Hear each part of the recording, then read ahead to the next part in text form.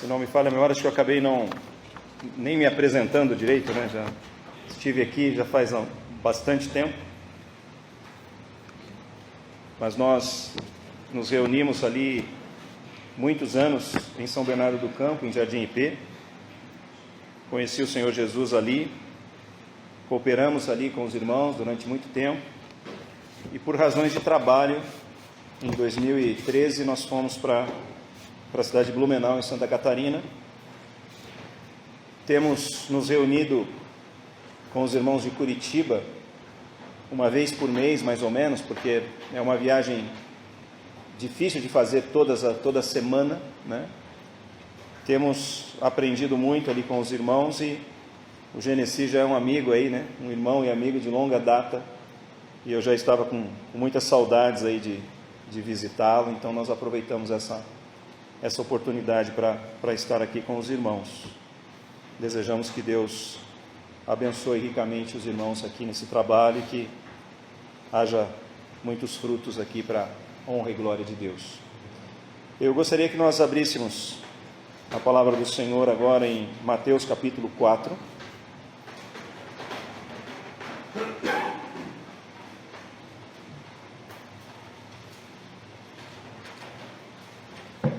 Faremos a leitura a partir do verso 1.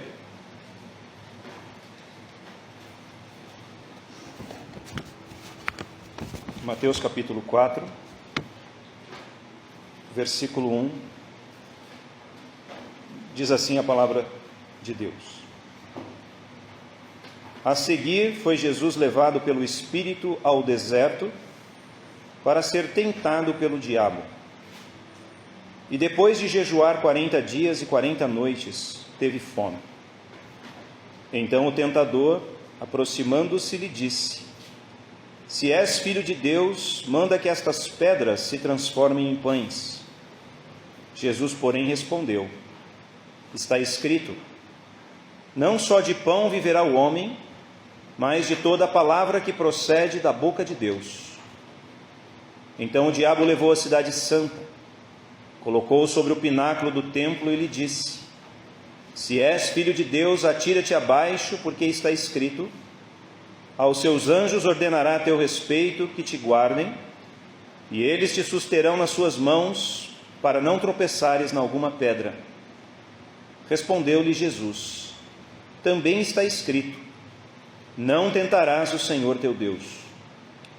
Levou ainda o diabo a um monte muito alto, mostrou-lhe todos os reinos do mundo e a glória deles, e lhe disse: Tudo isto te darei se prostrado me adorares. Então Jesus lhe ordenou: Retira-te, Satanás, porque está escrito: Ao Senhor teu Deus adorarás, e só a ele darás culto. Com isto deixou o diabo, e eis que vieram anjos e os serviram. Até aqui a palavra de Deus. Que o Senhor nos abençoe na exposição da sua palavra. Bem, um olhar geral aqui no Evangelho de Mateus vai nos dar aqui o seguinte panorama. Mateus procura mostrar que Jesus de Nazaré, como nós falamos na última quinta-feira, presente naqueles dias, era, sem sombra de dúvida, o Messias prometido de Israel. O rei tão aguardado, profetizado por inúmeras vezes nas Escrituras do Velho Testamento, havia se manifestado. E Mateus então procura apresentar uma série de provas, uma série de evidências para comprovar essa verdade, para estabelecer esse fato. E ele começa então, com a genealogia do Senhor Jesus, porque o Messias, segundo as Escrituras, deveria ser da descendência de Davi, para ter direito ao trono de Israel, e Jesus Cristo cumpria essa parte. Ele não seria apenas um homem qualquer, mas seria um homem com toda certeza, mas não somente um homem, seria também divino, seria Deus manifestado em carne. João deixa isso muito claro no seu evangelho, logo no início, né? No princípio era o Verbo estava com Deus e o Verbo era Deus. E o Verbo se fez carne e habitou entre nós. Aqui em Mateus, nós vemos a concepção miraculosa do Senhor Jesus. Ele foi, de fato, gerado pelo Espírito Santo no ventre de Maria. Ele será chamado Emanuel, que quer dizer Deus conosco. Então Mateus estabelece, por um lado, como nós dissemos na quinta-feira, né? A origem ou a linhagem humana de Jesus e depois a sua linhagem divina.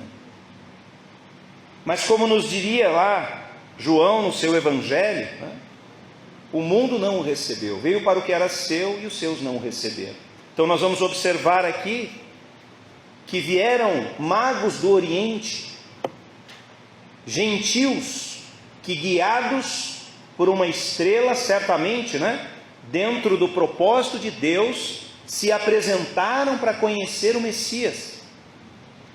E foram aonde? Bateram ali em Herodes, que reinava sobre Israel de uma forma ilegítima. Herodes fora posto ali pelos romanos alguns anos antes. Herodes não era descendente de Davi. Herodes não era nem judeu. Herodes era idumeu, descendente de Esaú. Era um parente, digamos assim, dos judeus, mas não era judeu. Não tinha direitos legais ao trono, né? Era, portanto, um usurpador.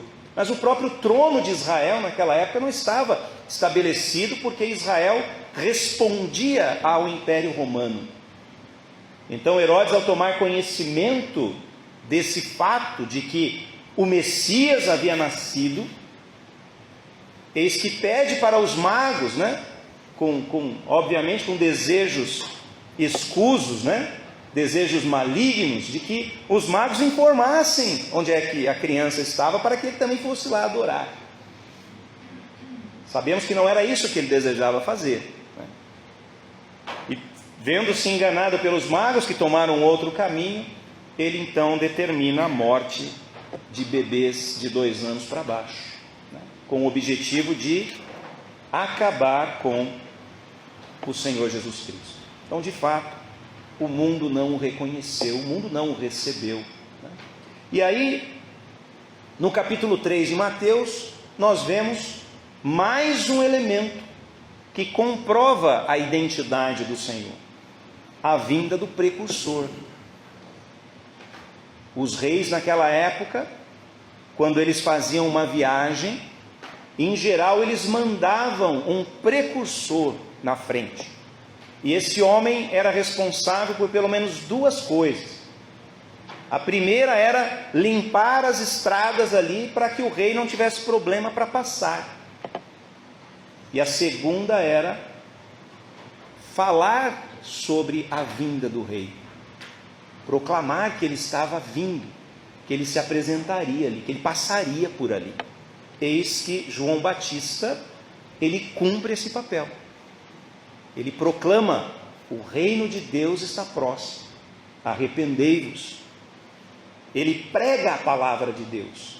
Ele diz que após ele viria alguém que era maior do que ele, do qual ele não era digno de desatar a correia das sandálias, o trabalho de um escravo.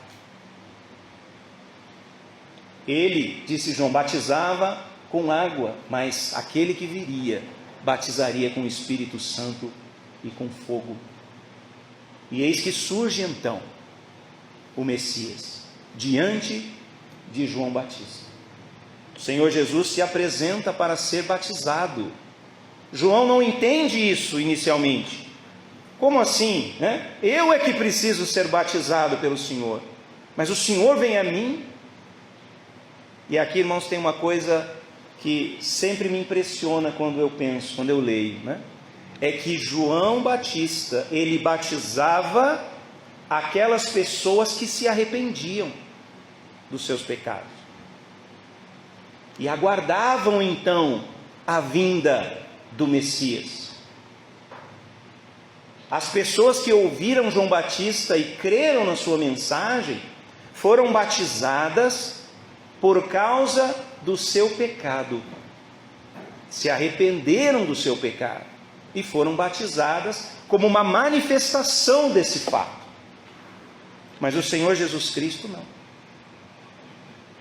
O Senhor Jesus Cristo disse para João: assim nos convém cumprir toda a justiça. O Senhor Jesus foi batizado por João não por causa do seu pecado de arrependimento, mas por causa da justiça. Onde os demais foram batizados por causa do pecado, o Senhor Jesus foi batizado por causa da justiça. Eis a grande diferença. Ele não tinha pecado para se arrepender. E quando Jesus, ele é batizado por João, a gente tem então, no registro de Mateus, resumindo um pouco aqui para os irmãos, a manifestação da Trindade. Quando o Filho se submete ao batismo, o Espírito Santo desce sobre ele de forma corpórea, ali como pomba, e a voz do Pai de aprovação: eis o meu Filho amado, em quem tenho o meu prazer. Então, a partir daquele momento, o Senhor Jesus, ele surge efetivamente para dar início ao seu ministério, porém, ele precisava passar ainda por uma situação, que é a narrada aqui no capítulo 4. Então, tendo esse momento, digamos, de glória, onde a Trindade bendita se manifesta, vejam o cuidado de Mateus em registrar isso em detalhes, embora de uma forma breve. Então, tendo passado por esse momento glorioso, o que acontece? O Senhor Jesus é levado pelo Espírito Santo, versículo 1, ao deserto para ser tentado por Satanás.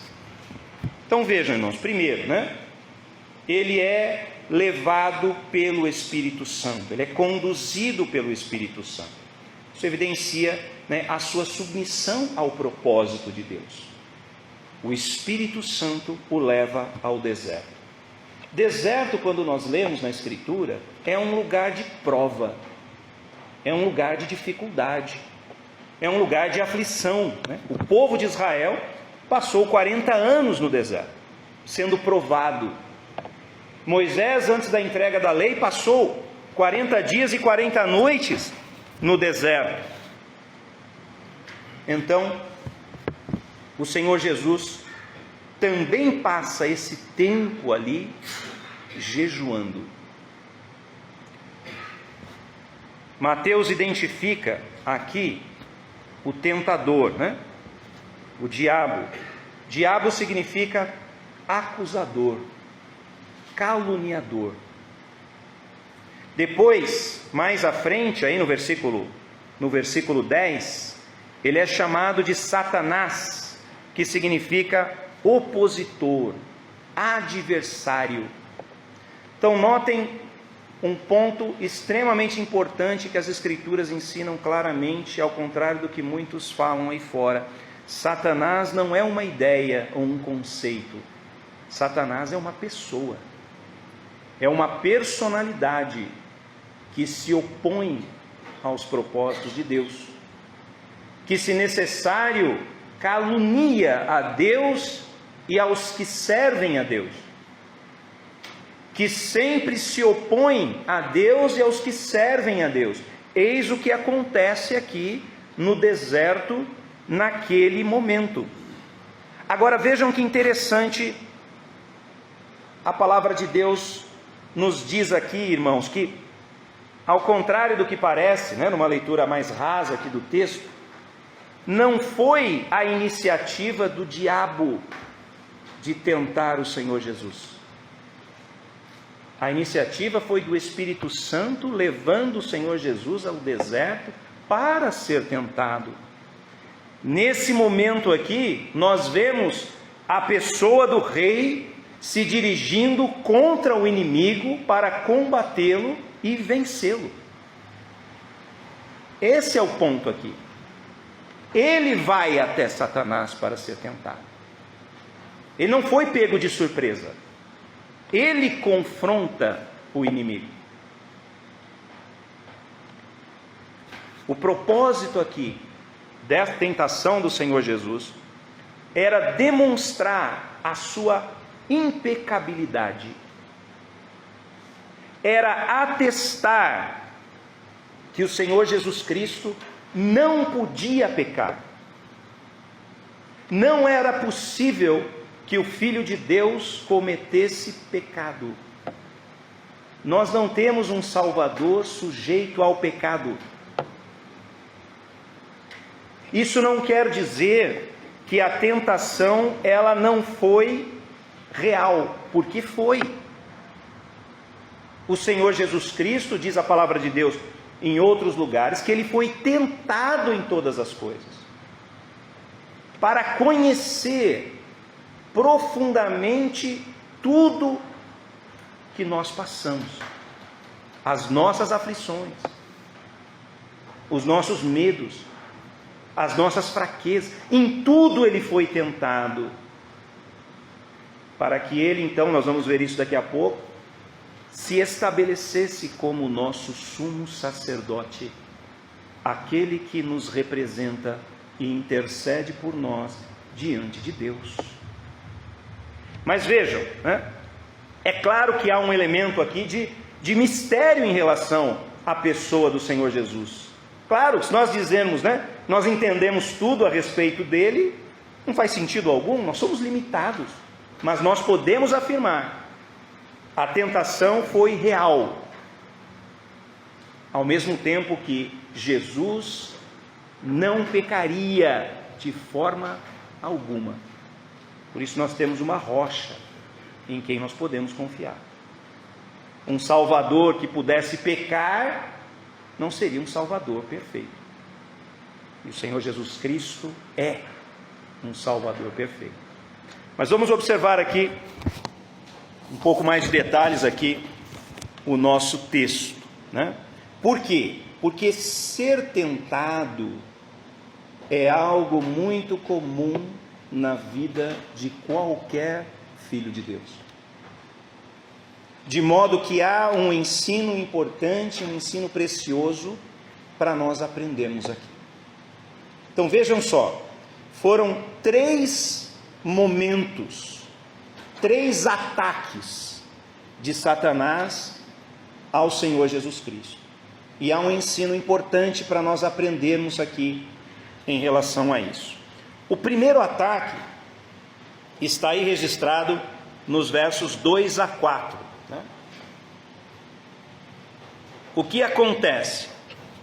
Primeiro, o Senhor Jesus passa por um período de jejum, 40 dias e 40 noites. Estava ali no deserto, né, sem comer.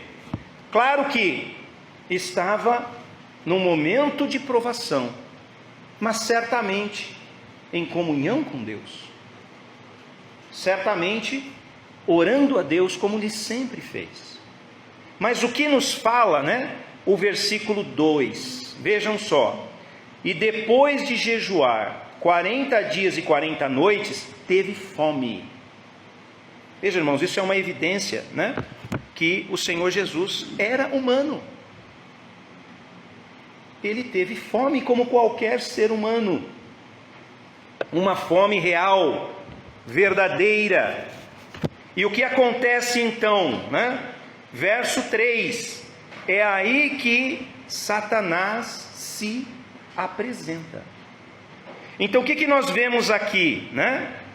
Ele se apresenta exatamente num momento de fraqueza, porque a fome, ela é uma necessidade básica de um ser vivo, de um ser humano, talvez a mais básica que nós temos. E ele aguarda então esse momento, e ele então, agora sim, sabendo disso, ele se dirige ao Senhor Jesus, para falar do quê? Para falar de pão. Então ele fala, né, a um homem faminto sobre como acabar com a sua fome. Essa primeira tentação aqui, irmãos, ela nos fala, né? Ela nos ensina sobre a independência de Deus. Esse é o ponto fundamental aqui, como nós vamos ver. Era para o Senhor Jesus agir independente de Deus, resolver o seu problema de modo independente. Vejam só, né? A tentação aqui, isso é importante também dizer, deixar muito claro, né? Ao contrário do que muitas vezes acontece conosco, que somos pecadores, né? A tentação aqui, no caso do Senhor, ela vem totalmente de fora, não vem de dentro. Ela vem de fora. Não havia problema nenhum com o Senhor, né? Ao contrário de nós, quando a palavra de Deus nos fala que nós somos tentados segundo a nossa cobiça, né? Esse é um problema de quem é pecador, mas não era um problema do Senhor Jesus. No caso dele, a tentação vem de fora. E aí o que acontece? Qual é o ponto aqui, né? O tentador se aproxima e diz o seguinte, versículo 3: se és filho de Deus, manda que essas pedras se transformem em pães. Então veja, o que Satanás faz aqui nessa tentação é que o Senhor então confirme a sua identidade, confirme quem ele era, fazendo algo bom para ele mesmo, que era exatamente acabar com a sua fome. Satanás não é bobo, né? Muito pelo contrário, muito pelo contrário. Então notem, né? Se és filho de Deus, o se és aqui não é, como nós normalmente lemos em português, um elemento de dúvida. Ele significa o seguinte: já que és filho de Deus, faça isso. Por trás dessa maquinação, vamos dizer assim, né, existe o pensamento de que ter fome era incompatível com ser o filho de Deus. Filho de Deus não pode passar fome. Transforme essas pedras em pães. A palavra de Deus nos ensina, irmãos, isso é muito importante também de dizer, né? Que as tentações pelas quais nós passamos, já aconteceu aqui com o Senhor Jesus também, elas operam em 3 categorias, que são descritas lá por João, na sua primeira carta, né? Capítulo 2, versículo 16. Concupiscência da carne, concupiscência dos olhos e soberba da vida. De uma forma ou de outra, elas vão se encaixar em uma dessas categorias. Aqui nós temos o primeiro caso, né? A concupiscência da carne, ou desejo da carne. E aí observem o seguinte, né? O problema não é ser tentado. Ser tentado não é pecado. O pecado é ceder à tentação. É dizer sim à tentação. Um homem e uma mulher cristãos, tentados a cometer alguma coisa, não pecam quando dizem não. Quando se afastam daquela situação. Não há nenhum problema, digamos assim, em ser tentado. O problema é ceder, é dizer sim, é concordar, quando a palavra de Deus nos ensina a dizer não, a repelir aquilo ali, como o Senhor Jesus nos ensina. Então veja só, irmãos, a sutileza disso aqui, né? Aceitar a sugestão de Satanás implicava em agir independentemente de Deus. Por quê? Porque era da vontade de Deus que o Senhor Jesus jejuasse ali no deserto e sentisse fome. Isso estava de acordo com a vontade de Deus. O que não estava de acordo com a vontade de Deus era resolver o problema ali independente de Deus, transformar pedras em pães, que poderia ser algo simples para o Filho de Deus fazer. Essa é a sutileza E isso é mais comum na vida do cristão do que pode parecer. Quantas vezes a gente não se depara com um problema, né? E a gente quer resolver rapidamente aquilo, sem nem pensar em Deus, sem nem pensar num propósito para aquilo, sem nem refletir sobre o que está acontecendo, por que está acontecendo, e já queremos rapidamente, né, resolver tudo com as nossas próprias mãos. Isso muitas vezes é ceder a uma tentação. Nem tudo que acontece na vida da gente, irmãos, nós temos uma resposta que explique, mas sempre nós precisamos recorrer a Deus, recorrer às Escrituras, recorrer aos irmãos que conhecem as Escrituras, pedir conselhos, entender a situação de uma maneira mais ampla. E muitas vezes o normal é o quê? Se atirar de qualquer forma para resolver uma coisa que está nos atrapalhando. Não foi isso o que o Senhor Jesus fez. Veja o que ele responde para Satanás, né? Versículo 4. Jesus, porém, respondeu: está escrito, não só de pão viverá o homem, mas de toda a palavra que procede da boca de Deus. O Senhor Jesus ensina aqui, né, que a conservação da vida não depende apenas dos alimentos físicos, mas principalmente da palavra de Deus, da vontade de Deus. Nem só de pão viverá o homem. Veja, o Senhor Jesus cita aqui, nas 3 passagens onde ele cita a Escritura, ele vai citar o texto de Deuteronômio, que naquela época, inclusive, era um livro muito criticado, e foi um dos livros mais criticados depois, no futuro. E ele cita ali Deuteronômio 8:3, que nos fala, né, da experiência de Israel no deserto. O que fez Deus, né, ali? Deus deixou o povo passar necessidade no deserto para alimentá-los com o maná que caía do céu, para que eles aprendessem a depender de Deus. O povo no deserto não tinha o que fazer para comer, para se alimentar, para sobreviver, a não ser depender de Deus. É esse texto que o Senhor Jesus cita para Satanás, dizendo a ele, né, que ele confiava em Deus para satisfazer as suas necessidades, fossem elas as mais básicas possíveis. A própria fome. Para saciar a fome, o Senhor Jesus deixa claro que ele dependia de Deus. Estava ganha, nesse momento, a primeira batalha. Nem só de pão viverá o homem. O caminho que o Senhor Jesus toma é o caminho da dependência de Deus. E esse sempre será o caminho correto para o cristão.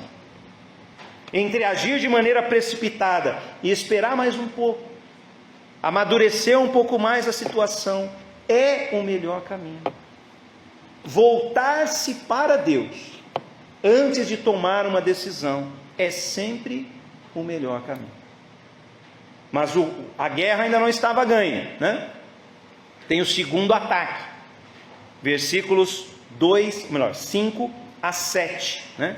E aqui o segundo ataque diz respeito a tentar a Deus. Veja aí, então o diabo levou a cidade santa, colocou sobre o pináculo do templo e lhe disse: se és filho de Deus, atira-te abaixo, porque está escrito: aos seus anjos ordenará a teu respeito que te guardem, e eles te susterão nas suas mãos, para não tropeçares em alguma pedra. Respondeu-lhe Jesus: também está escrito: não tentarás o Senhor teu Deus. Então veja aqui, né? O diabo leva o Senhor Jesus, né? O Senhor Jesus, na verdade, permite que Satanás o leve até esse pináculo. E lá nesse pináculo, Satanás faz o seguinte, né? Ele relaciona, então, essa tentação, fazendo um paralelo lá em João, né, com a soberba da vida. Aqui. Por quê? Ele diz o seguinte: Deus, sendo você o Filho de Deus, Deus vai proteger você. A palavra, agora nota que ele cita a palavra de Deus. No primeiro ele não fez isso, mas como o Senhor Jesus citou a palavra de Deus para ele, o que ele faz agora? Ele também faz uso da palavra de Deus, dizendo o seguinte: a palavra de Deus diz que aos seus anjos ordenará a teu respeito que te guardem. Então, atira-te desse pináculo para que Deus mostre o seu poder, Deus mostre o cuidado, que Ele tem para contigo, que és filho dele. Notem aqui, irmãos, como a coisa funciona, Satanás, ele aproveita a confiança que o Senhor Jesus demonstrou ter na palavra de Deus, porque ele citou a palavra de Deus, não só de pão viverá o homem, para citar as Escrituras e ao mesmo tempo fazer Jesus cumprir aquilo que ele havia dito. Então vamos fazer o seguinte, já que você acredita nas Escrituras, e as Escrituras dizem que aos anjos dará ordens a teu respeito para que te guardem, então vamos manifestar isso, vamos glorificar a Deus assim. Atira-te daqui, para que os anjos, poderosos aí em guardar a palavra de Deus e cumprir a palavra de Deus, cuidem de você.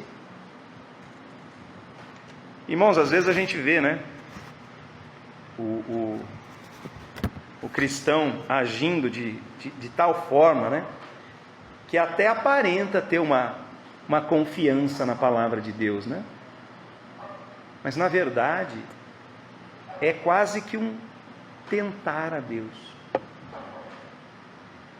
Tem gente que acha que pode atravessar a rua sem olhar para o lado direito ou esquerdo, porque Deus vai abençoar. Isso é tentar a Deus, é ver como é que Deus vai fazer. Vou fazer isso aqui para ver como Deus vai agir. Isso não vem das Escrituras, irmãos. Veja que quando Satanás, abram por favor no Salmo 91, versos 11 e 12, que foi exatamente o texto que foi citado ali pelo inimigo, Salmo 91, 11 e 12. Olha só o que diz aqui: porque aos seus anjos dará ordem a teu respeito para que te guardem em todos os teus caminhos, eles te susterão nas suas mãos para não tropeçares em alguma pedra. Notem o seguinte aqui, Satanás diz aos seus anjos ordenar a teu respeito que te guardem. Perceba que ele omite um pedaço do texto. Ele é mestre em fazer isso aí, Ele não cita aqui em todos os seus caminhos, Vejam só, Satanás conhece muito bem as Escrituras, mais do que qualquer um de nós. Satanás nos diz a palavra de Deus, Paulo fala isso lá em 2 Coríntios capítulo 11, que se transforma em anjo de luz para enganar. Então, não existe aquela forma, demoníaca que as pessoas colocam, como se fosse um ser horripilante, que vai se apresentar diante das pessoas, dizendo que é o diabo e veio para matá-lo. Isso não existe. Satanás usa formas que vão chamar a atenção, que são agradáveis. Há algo mais belo do que um anjo de luz? Com o propósito de atrair as pessoas, enganar as pessoas. Por isso, há esse elemento aqui de engano nas suas palavras. Mostre para nós que você confia nas Escrituras. Vamos dar a oportunidade para Deus mostrar também o seu cuidado, Porque a palavra de Deus, citando aqui uma passagem rapidamente aqui de Hebreus capítulo 1, versículo 14, olha só, diz assim, falando dos anjos, né? Não são todos eles espíritos ministradores, enviados para o serviço a favor dos que hão de herdar a salvação? Veja que Deus, Ele coloca os anjos para servir o seu povo. Então isso é, de fato, uma verdade, né? Agora, o que acontece aqui? Quando a palavra de Deus nos fala, lá no Salmo, em todos os seus caminhos, no Salmos 91, né? Ali, obviamente, não se enquadra atos suicidas. Atira-te daqui, para que os anjos te sustentem. Isso é um ato de suicídio. Deus não vai salvar uma pessoa assim. Isso é tentar a Deus. É por isso que Deus não vai salvar uma pessoa, né, que sai correndo numa avenida, atravessando ela, quando passa carro para todo lado, achando que os anjos vão fazer alguma coisa. Se ela fizer isso, ela vai fatalmente perder a sua vida. É assim que Deus opera. Por outro lado, irmãos, talvez um dia, né, nós vamos saber lá na eternidade, talvez, quantas vezes e de quantas maneiras Deus nos livrou de males que nós sequer percebemos. Esse é o nosso Deus.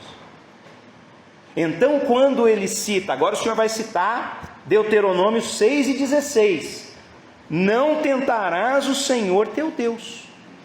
Então ele mostra aqui nessa segunda tentação, que se atirar daquele pináculo era o mesmo que tentar a Deus.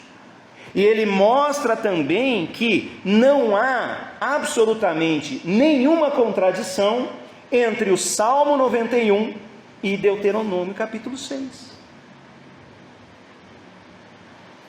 Continua sendo verdade que os anjos trabalham para aqueles que esperam em Deus.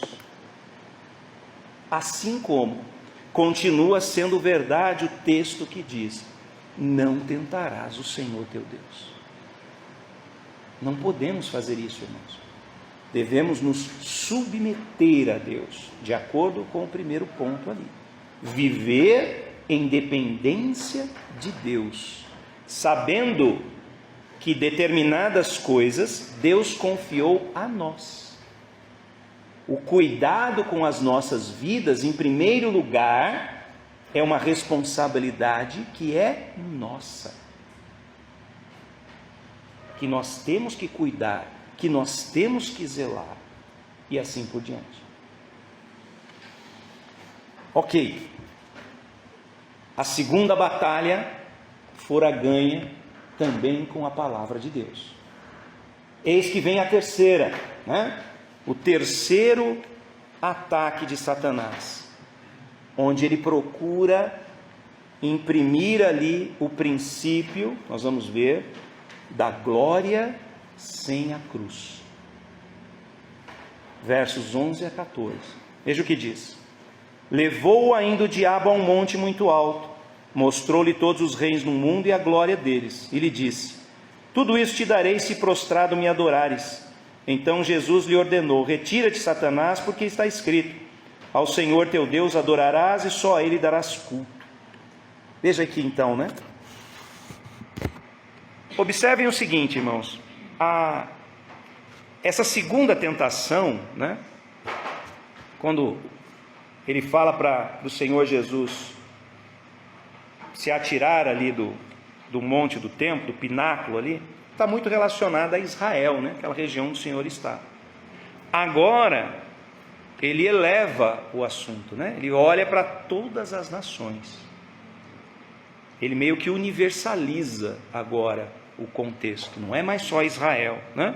Agora são todas as nações. Esse terceiro ataque está ligado à concupiscência dos olhos. Vejam só, né? Na primeira tentação, Satanás sugere, né, o que o Senhor Jesus deveria fazer por si mesmo. transforma essas pedras em pães. Na segunda tentação, ele diz o que Deus deveria fazer pelo Senhor Jesus. Pula disso aqui, porque Deus vai te sustentar por meio dos anjos. Deus vai fazer isso para você. Na terceira tentação, ele diz agora mais abertamente o que ele, Satanás, poderia fazer pelo Senhor Jesus. Vou te dar esses reinos todos. Veja a malícia disso tudo, né? A capacidade de engano, né, que ele demonstra aqui. Então nesse terceiro ataque, né, Satanás de fato ele demonstra o que ele realmente queria, né? Ele queria receber adoração. Ele queria que Jesus Cristo se curvasse diante dele. Veja algumas coisas aqui, irmãos. As Escrituras, elas nos ensinam claramente, né, que Deus é soberano sobre todas as coisas. Isso está claro na Escritura. Deus é soberano. Mas a Escritura fala também, né, que Satanás, ele é o Deus deste século. Deus com letra minúscula, né? Não é um Deus de verdade, mas ele é chamado de Deus desse século no sentido de que ele tem seguidores. Ele tem os seus adoradores. Quando Deus criou todas as coisas e colocou o homem no jardim do Éden e o colocou como domínio sobre a criação, Adão tinha esse domínio como representante de Deus. Porém, quando ele peca, quando ele obedece a Satanás, por assim dizer, a terra por si só se volta contra ele. Esse domínio, ele não é mais como foi. E Satanás então se torna, digamos assim, o Deus deste século, aquele que tem poder sobre o mundo, sobre o sistema do mundo e assim por diante, né? Então veja,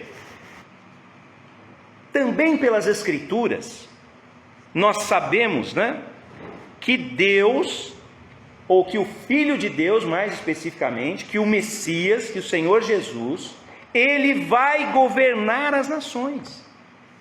Nós temos essas promessas, pois quem quiser ler, né, Salmos 2 e 8 fala isso, 72 de 8 a 11, nos mostra que o Senhor Jesus dominará sobre todas as coisas, estabelecerá o seu reino, as nações virão e o adorarão, e o reconhecerão como soberano.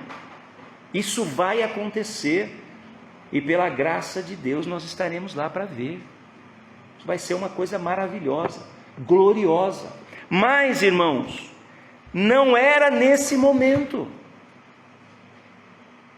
Nesse momento, o Senhor Jesus Cristo, ele precisava ir até a cruz do Calvário, remir o seu povo, dar a vida pelos pecadores, entregar-se na cruz do Calvário para realizar a obra da redenção.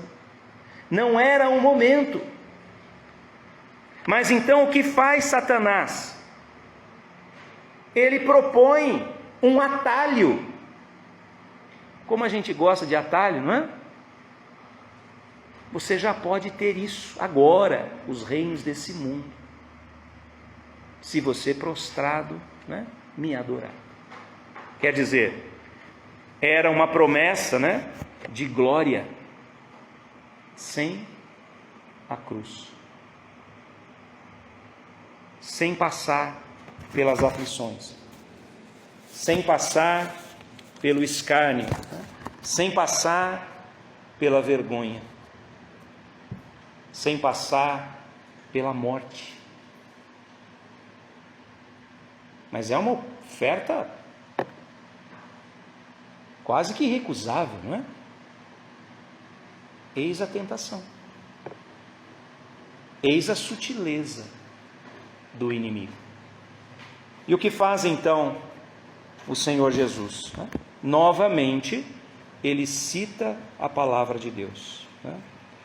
Então Jesus lhe ordenou: retira-te, Satanás, porque está escrito: ao Senhor teu Deus adorarás e só a Ele darás culto. O Senhor Jesus deixa claro o que a palavra de Deus nos ensina: somente Deus deve ser adorado. Ao Senhor teu Deus adorarás. Está na Escritura do Velho Testamento. Não há dúvida sobre isso. Isso tem que ser um ensino muito claro, muito transparente para nós. Nós só adoramos a Deus e a mais ninguém. Não importa se ofereçam os reinos do mundo para nós, porque ainda que sejam bonitos e preciosos e maravilhosos, né, só duram nesta vida.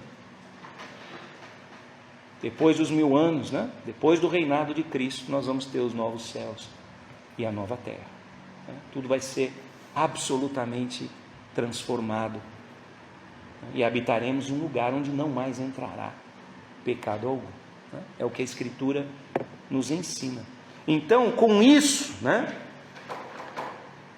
aquela guerra, vamos dizer assim, né, as 3 batalhas, elas estavam ganhas. Jesus Cristo, então, prevalece sobre o diabo, sobre Satanás, e estabelece também o seu direito moral ao trono de Davi. Ele não pecou, ele jamais pecaria, ele triunfa sobre o seu maior inimigo. E o que nós aprendemos, né, para encerrar aqui com os irmãos, né? O versículo 11, irmãos, ele é importante ser considerado, mas com o apoio ali do que Lucas registra, né? Porque o verso 11 diz assim: com isso deixou o diabo, e eis que os anjos o serviam. Então Satanás se afasta, ele foi vencido, né? Mas Lucas, lá no capítulo 4, versículo 13, narrando esse episódio, ele faz um registro importante. Ele diz o seguinte: passadas que foram as tentações de toda sorte, apartou-se dele o diabo até momento oportuno. A guerra propriamente, né, ainda não estava terminada. Satanás voltaria a tentar o Filho de Deus, voltaria a batalhar contra o Filho de Deus. Para encerrar, gostaria que nós pensássemos em 3 coisas aqui, irmãos, para vermos como a pessoa de Cristo, né, ela é completa, né, ela é perfeita em todos os sentidos. Vejam só, quando o Senhor Jesus vence a tentação aqui, vence o inimigo, né, ele evidencia as suas condições morais de ser o rei de Israel, o Messias prometido. Condições morais, ele era perfeito, ele não tinha pecado. Quando o Senhor Jesus Cristo, ele cita com autoridade a palavra de Deus, ele mostra, né, as suas qualidades de profeta, que os profetas falavam a palavra de Deus. É claro que com uma autoridade delegada, né? Assim diz o Senhor. Jesus fala com autoridade própria, a palavra é dele, né? Então ele se mostra como um profeta de Deus, e ao vencer as tentações, que foram reais, como nós dissemos no começo, ele também mostra a sua qualificação para ser o sumo sacerdote daqueles que confessam o seu nome. Hebreus capítulo 2, versículo 18. Nós já estamos encerrando. diz assim: pois naquilo que ele mesmo sofreu, tendo sido tentado, é poderoso para socorrer os que são tentados. Jesus Cristo é o único ser que reúne os 3 ofícios que nós encontramos na palavra de Deus. Há outras pessoas que chegaram até 2, né? Davi, por exemplo, ele foi rei e foi profeta, mas não podia ser sacerdote. Outros chegaram perto também, mas somente Jesus Cristo reúne na sua pessoa santa os 3 ofícios de profeta, sacerdote e rei. E isso fica muito claro aqui no texto de Mateus. Então podemos confiar no Senhor Jesus em todas as circunstâncias, porque Ele sabe exatamente o que nós passamos, porque Ele é o nosso sumo sacerdote. Ele sabe exatamente qual palavra que nós precisamos receber da parte de Deus, porque Ele é profeta. E Ele tem todos os direitos de reinar, por assim dizer, de governar as nossas vidas, porque é rei. A Ele toda a honra e toda a glória, irmãos, pelos séculos dos séculos. Amém. Que Deus nos abençoe.